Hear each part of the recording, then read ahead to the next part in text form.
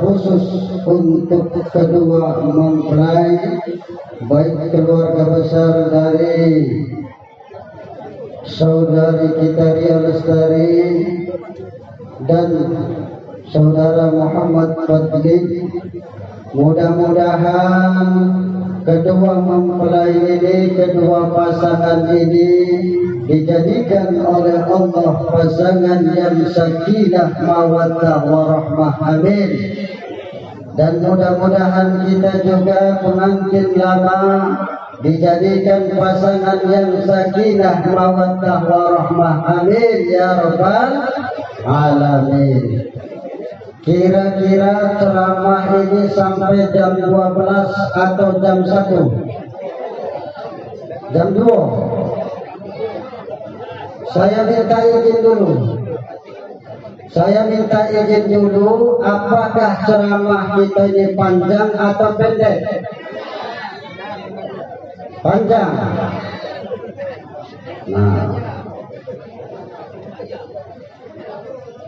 insya Allah kurang lebih dari jam 12 kita selesai. Setuju? Setuju tak? Sebelum jam 12 kita selesai. Setuju? Dua.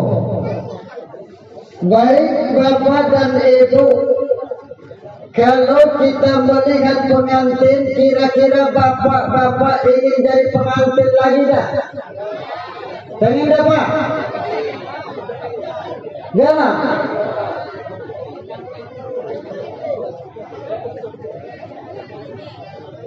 Ibu-ibu pengen jadi pengantin tak lagi?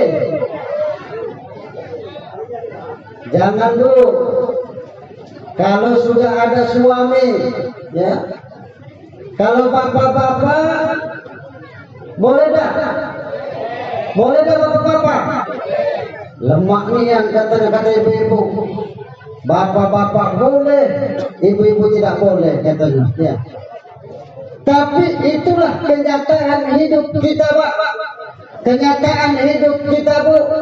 Memang kalau laki-laki itu masna wa sulasa wa ruba, boleh menikah 2, 3, 4. Berapa?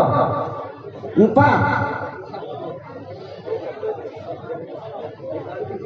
Tapi ayat selanjutnya kalau kita berlaku adil. Jadi kalau bapak-bapak tidak bisa berlaku adil, lebih baik satu saja.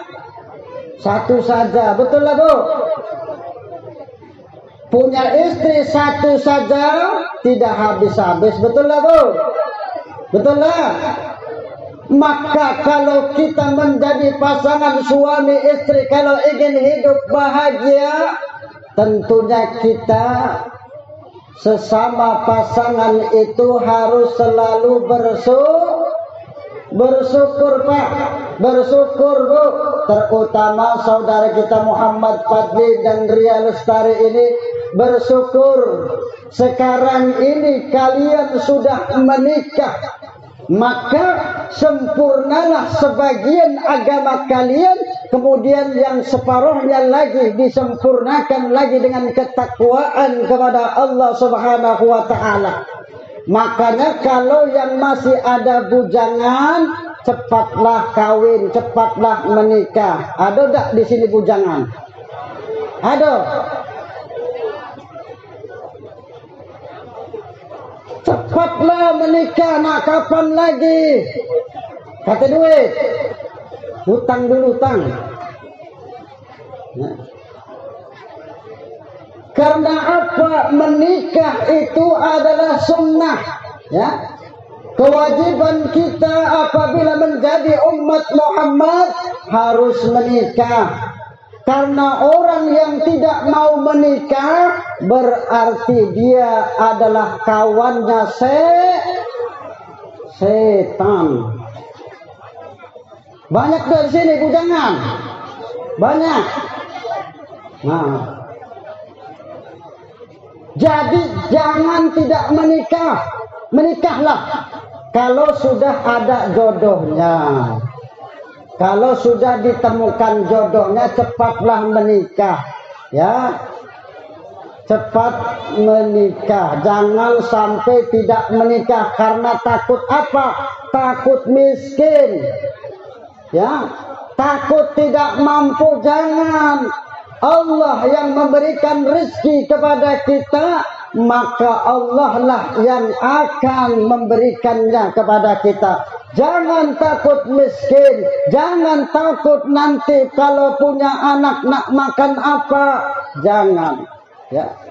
Makanya menikah ini itu suatu amal perbuatan yang dimana itu termasuk ibadah. Jadi ibadah yang paling enak, ibadah yang paling lemah itu adalah kawin. Menikah itu ibadah yang paling enak, ya. Maka kita sebagai seorang suami, maka kita sebagai seorang istri mempunyai hak dan kewajiban masing-masing. Betul lah, Bu? Betul lah, Pak? Seorang suami bertanggung jawab mengatur rumah tangganya. Dia berkewajiban memberikan nafkah, memberikan makan kepada istrinya, memberikan pakaian kepada istrinya. Makanya tugas seorang suami itu Muhammad Fadli, yakni memberikan kepada istri apa kebutuhan istri, penuhi kalau kita memang mampu. Betul lah, Bu? Betul lah, Bu? Jadi kalau suami ada duit, enjuklah duit galau-galau. Betul lah, Bu?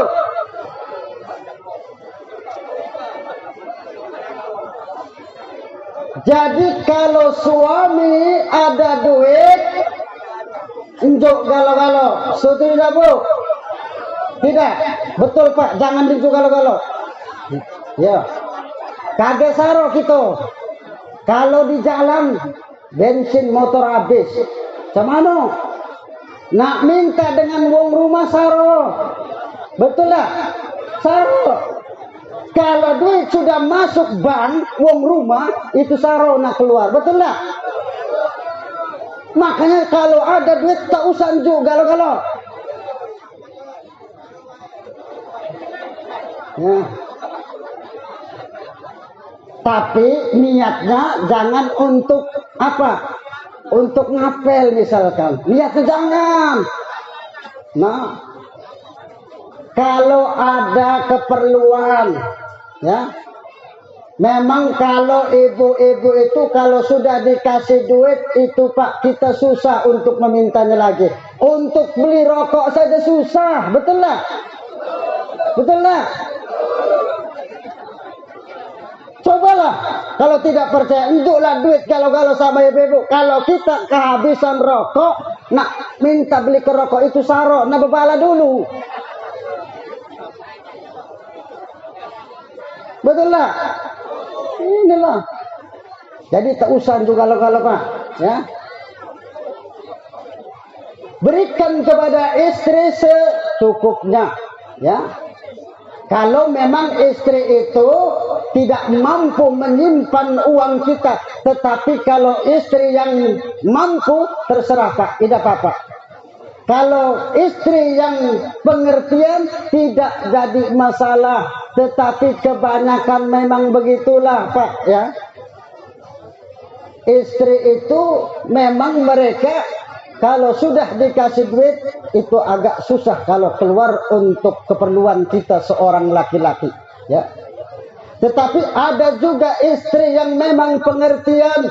Mudah-mudahan Ria Lestari ini mengerti menjadi seorang istri, ya. Seorang istri Muhammad Fadli ini mengerti, ya. Mereka saling pengertian, bersyukur kepada Allah Subhanahu wa taala atas pemberian Allah. Kemudian dia tidak melupakan orang-orang yang dekatnya. Apabila diberikan rezeki oleh Allah, rezeki yang berlimpah, maka jangan lupakan kedua orang tua kalian, ya. Jangan lupakan kedua orang tua kalian yang telah melahirkan, terutama ibu kalian. Mereka telah membesarkan, menyekolahkan kalian. Sampai sekarang ini menikah pun masih urusannya dengan orang tua. Betul lah, oh, betul lah Pak. Sudah menikah, punya anak, lalu siapa lagi yang repot? Orang tuanya. Betul lah. Masih juga direpotkan oleh cucu. Ini nasib orang tua. Makanya kita sebagai anak itu tidak akan bisa membalas kebaikan orang tua kita. Maka di dunia inilah kita hormati mereka. Ya, kalau kita ada rezeki, berikan kepada orang tua kita. Baik itu mertua, baik itu orang tua kita, sama saja. Ya, kalau kita punya rezeki. Tetapi kalau seorang istri haruslah izin kalau kita mau mengasih. Kalau kita nak ngenjuwong lain itu harus izin dengan laki, Bu. Jangan mentang-mentang duit ini duit laki, duit istri. Jangan. Kalau seorang istri itu harus izin dengan suami. Karena apa? Kalau dia tidak izin memakai duit suami, amalnya yang menerima adalah suami. Ibu-ibu tidak dapat amalnya. Ini makanya kalau nak ngambil duit laki, ngomong dulu. Ya. Jangan giliran laki balik begawe, pulang begawe dari pasar atau dari mana, ibu-ibu yang ditanya bukan masalah cak mana keadaan suami, yang ditanya duit. Ada tak kira-kira di sini ibu-ibu seperti itu? Ada tak? Kalau bapak-bapak pulang balik begawe, sampai pintu ditanya oleh istri, mana duitnya? Begawe tadi mana duitnya? Ada tak di sini? Ada tak? Ada. Nah, tapi katek di sini ada di sana. Katek sini. Insya Allah di sini istri solehah galau, amin. Suami-suami yang bertanggung jawab galau, amin. Nah, ini giliran suami pulang yang ditanya adalah uang, yang ditanya adalah duit, ya. Padahal suami tadi tidak ada kerjaan di pasar misalkan, padahal suami tadi lagi sepi pekerjaannya, padahal suami lagi pusing kepalanya, tetapi orang rumah, tetapi istri dia tidak tahu kesusahan seorang suami. Ya, maka kita seorang istri harus mengetahui tentang kesusahan seorang suami. Jangan nak lemaknya baik, Bu. Jangan nak lemaknya baik, giliran suami kate duit tidur besaro, tidak galak satu ranjang. Ada tak? Ada tak kira-kira ibu-ibu di sini? Kalau laki kate duit tidur pun menjauh. Ada tak? Ada tak? Jangan. Lah suami sudah pusing kepalanya, tidur pun dengan istri, dijauhi oleh istri. Jangan, Bu, kasihan. Seharusnya seorang istri itu menghibur suaminya. Jangan sampai suami tadi sudah pusing kepalanya, sudah pening kepalanya, ditambah lagi di rumah. Ya, makanya kita seorang istri harus mengerti. Makanya inilah, kalau ingin bahagia bersyukur dan sabar dengan pasangan kita. Ya, sabar Ria, sabar Muhammad Fadli. Kalau pasangan kita ada yang tidak disukai dari perilakunya, sabar. Jangan misalkan ribut dalam rumah tangga, sabar. Siapa tahu dari yang tidak kita sukai itu ada sesuatu yang lebih baik dari itu, sabar. Makanya kata Nabi, orang yang bersabar dengan kelakuan suaminya dengan akhlak jelek suaminya, maka istri yang semacam ini akan mendapatkan pahala seperti pahala Siti Asyiyah istri Fir'aun. Begitupun sebaliknya seorang suami apabila dia bersabar dengan kelakuan istrinya, dengan akhlak jelek istrinya, dia sabar, maka seorang suami seperti ini akan mendapatkan pahala seperti pahala Nabi Ayub alaihi salam. Jadi sabar, ya. Karena mungkin ada yang tidak disukai, ada sesuatu di balik itu yang akan menyenangkan kita. Jangan perkara kecil diperbesar, ya. Tidak suka dengan masakan istri, marah-marah, jangan. Ya. Tidak suka dengan kelakuan suami, jangan. Mari kita sama-sama saling introspeksi diri kita, ya. Jangan sampai masalah kecil diperbesar, ya. Makanya kata Nabi, akmalul mu'minina imanan ahsanuhum khuluqa wa altafuhum bi ahlihi wa khairukum wa ahlihi. Orang mukmin yang sempurna imannya itu kata Nabi adalah orang yang terbaik. Orang yang terbaik akhlaknya dengan istrinya, dengan keluarganya. Itu iman yang sempurna kata Nabi, adalah orang yang mukmin yang baik dengan keluarganya, ya. Dengan istri dia lemah lembut, tidak pernah berkata kasar, apalagi memukul istri. Kira-kira ada enggak di sini lanang yang galak mukuli bini? Ada dah? Ada dah? Ada. Kata sini, sana ada. Ya. Jangan Pak, bini anak orang, jangan dipukuli cak maling. Ya. Sekarang ini jangankan istri, anak saja kalau melaporkan orang tuanya kena hukum, betul lah? Inilah hati-hati. Sekarang ini zaman hukum. Istri, suami memukul istri, kalau istri tidak senang dilaporkan polisi, masuk dalam tahanan kita Pak.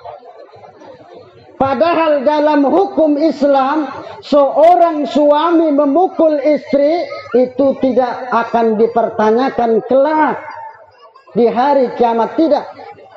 Ya. Seorang suami memukul istrinya itu tidak akan dipertanyakan kelak di hari kiamat nanti. Tapi jangan coba-coba Pak, cobalah sekarang pukul bini Bapak. Pasti Bapak masuk kantor polisi. Hati-hati kalau zaman sekarang, ya. Makanya dalam rumah tangga kita, mari kita saling pengertian di antara pasangan kita. Maka apabila kita saling pengertian, maka disitulah akan timbul kebahagiaan.